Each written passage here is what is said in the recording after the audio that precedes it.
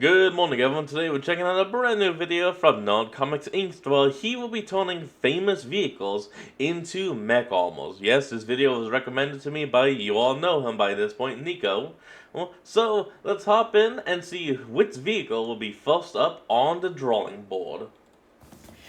Whoa, I haven't even full screened yet and it's Yoshi? No, hold on. Yoshi's not a vehicle, that's a mount. It's not a vehicle. I don't. You know what? Let's just go in and enjoy this. Hello, my name is... Wait, what do you mean I can't say my own name? This thing is literally going on the internet. This can't clearly be that classified if we're posting this publicly. You know what? It's not worth it. I don't care. Hey, there you go. My job is to track down and capture people that are using mech armors illegally. With the past rise of superheroes and superhumans in the world, it's been significantly harder for the average criminal to actually do anything illegal without immediately, getting killed. So some have decided to level the playing field with mech armors. Today, we will be going over some of those. First is the Super Mario Gang. The gang was led by their leader, a former Italian plumber named Mario, which, yes... Yes, Mario. That part always still makes me laugh. Okay, so, is this Yoshi? Yeah, it is Yoshi, because I'm going to guess this isn't to be some kind of a bull or anything. It's going to be a whip, i.e. Yoshi's tongue.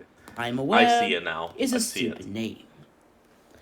They used to sell shrooms on the streets for a living. That is. See? But then, more superheroes began popping up, including one named Doug Bowser, who happened to own several banks. Oh, okay, that's actually kind of interesting.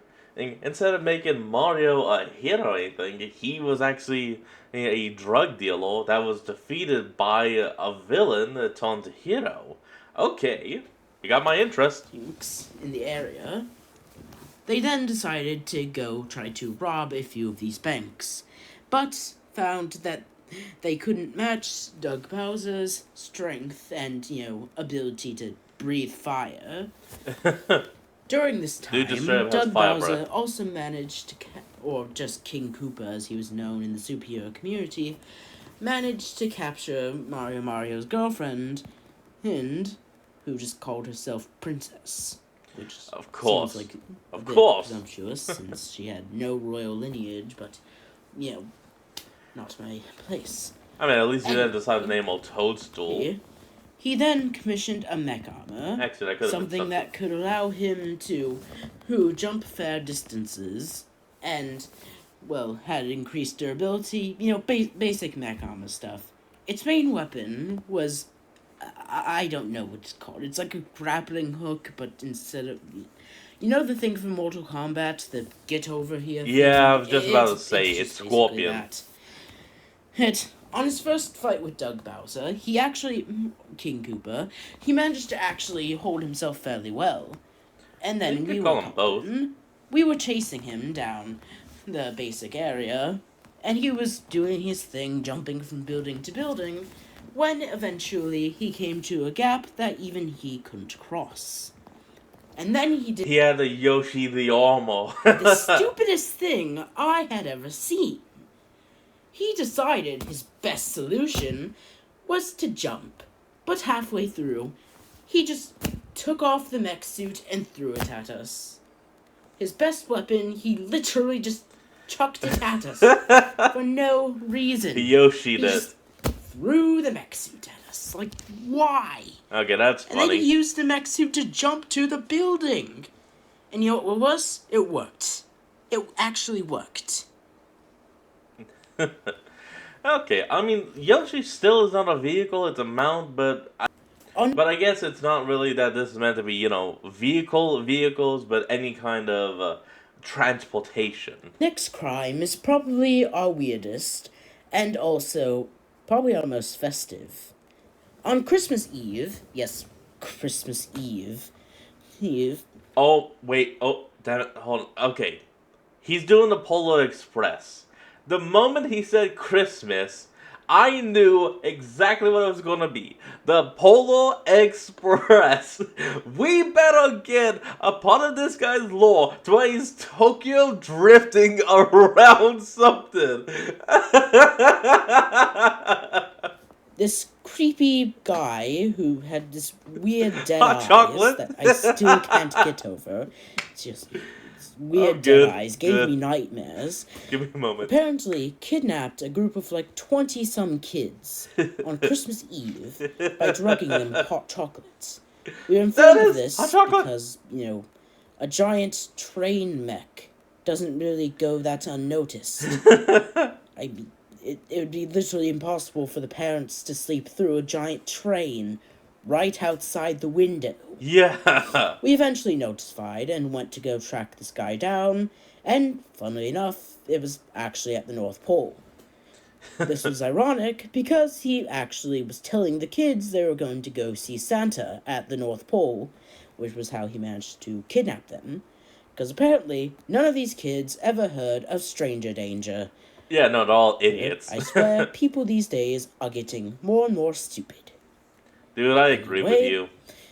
We eventually tracked him down at the base of locations, and he fought fairly well. Oh, he managed to spring all of the kids, including one who, I'm not lying, his name was Hero Boy. These parents are so uncreative. What? Anyway, it's been a while since I've watched the movie, so I honestly can't remember a lot of the characters, except the blonde-headed boy with glasses, because everyone remembers him with a ticket, but I don't even remember what the damn ticket said. Then something strange happened when we tried to apprehend him. The suit just vanished. It just disappeared. It got up to 88 miles per hour, and then it just vanished. We didn't know why this was until we captured our next guy that we'll talk about after this one. In that case, it all kind of made sense. Okay, so the recording here was kind of cut off, so for some reason the recording stopped. The editor was then promptly slacked. Oh, no. Okay, so, yeah, we got Polar Express guy. That's actually pretty nice. You see, the man that made the last Mech Armor was named Dr. Emmett Brown, who simultaneously used to actually work for us. He had his own Mech Armor that had the particular ability to travel through time, using something he called a flux capacitor, which he had installed. Flux capacitor, 21.2 gigawatts. Is that what he says? It's 21.2? Into the suit itself. The entire reason... I don't know, I haven't watched the movie in years, guys. Come on, give me a break. The thing behind this was unknown, but the flux capacitor itself was powered by plutonium, which is a very rare element that's these days is really only found with, us, actually. So he immediately stole all the plutonium from our supplies to build this mech suit. That's going, So, of course, we had to go track him down. Little did we know that he had also started training a protege named Marty McFly to help him train and, experiment the mech armor on. Eventually, we managed to track him down, and we immediately shot him. And later autopsy reports had stated that he died instantly upon the gunshot. Damn, shot him point blank. Marty McFly, however, escaped with the mech armor. And, well, he seemed to disappear into the time stream. And, hopefully that doesn't cause any issues. I mean, time travel is tricky, and we still don't know how it works. Yeah, as the Dark Alexa says, wibbly wobbly, timey-wimey nonsense. So, hopefully... Do the tortoise, please! I want to see the tortoise in one of these videos. I was only recommended this one and the second one. I don't know if there's a third, but please tell me you do the tortoise. That doesn't cause as many, issues as we would expect. So it turns out, Quote, Dr. Emmett Brown had himself a bulletproof vest on the day that we were going to attack. You know, as if he saw it coming.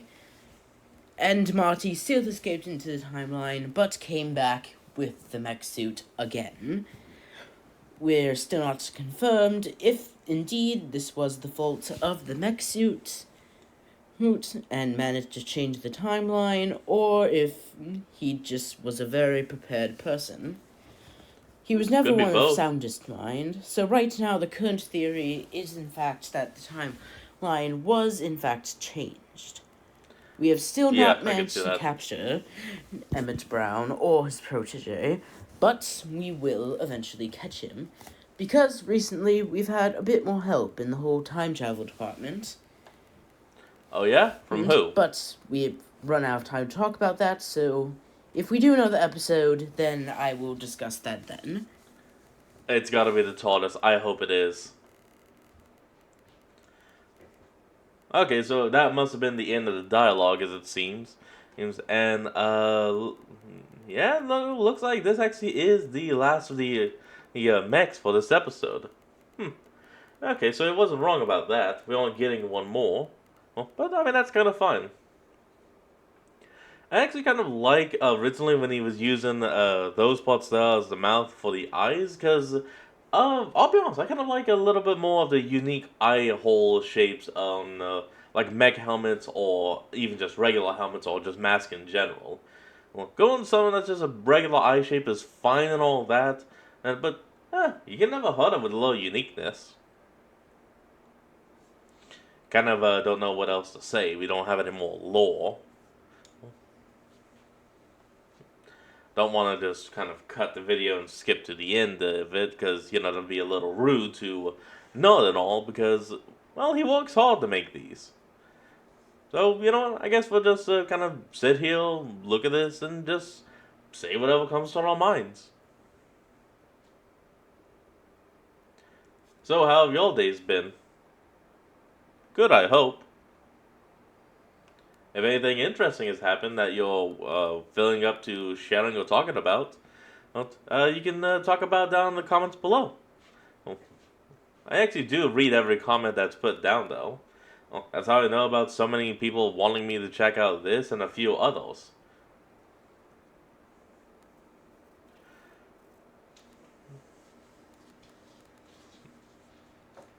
Yeah, I kind of, again, don't have anything else to say, so, just kind of existing.